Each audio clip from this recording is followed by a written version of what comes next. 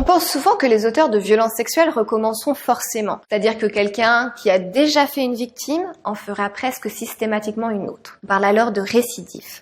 Il faut différencier deux choses, la répétition d'un acte et ce que la justice appelle récidive. Concernant la récidive légale, on a une vidéo qui vous explique ça en détail. Pour qu'il y ait récidive au sens juridique, il faut qu'une personne soit condamnée une première fois pour une infraction et qu'elle commette une nouvelle infraction du même type dans un certain délai. Du côté de la justice, donc, les auteurs de violences sexuelles récidivent rarement. C'est-à-dire qu'une personne qui a été condamnée pour une agression sexuelle va rarement recommencer. Lorsque des violences sexuelles ont lieu au sein de la famille, c'est même encore plus rare qu'un auteur récidive. Dans le langage courant, hors du cadre légal, c'est différent. On parle de récidive lorsqu'une personne répète un acte. On a peu d'éléments qui nous permettent de savoir si les auteurs de violences sexuelles répètent leurs actes. On sait cependant que la majorité avait des comportements sexuels inappropriés, avaient des fantasmes de sexualité violente, et souvent depuis leur adolescence. Dans la presse, on entend souvent parler d'affaires terribles où un auteur de violences sexuelles a fait de nombreuses victimes. Mais on sait que les affaires les plus médiatisées sont très rarement représentatives de la réalité. Il serait donc hasardeux de tirer des conclusions hâtives. La vérité, c'est qu'on ne connaît pas la proportion d'auteurs de violences sexuelles qui répètent leurs actes.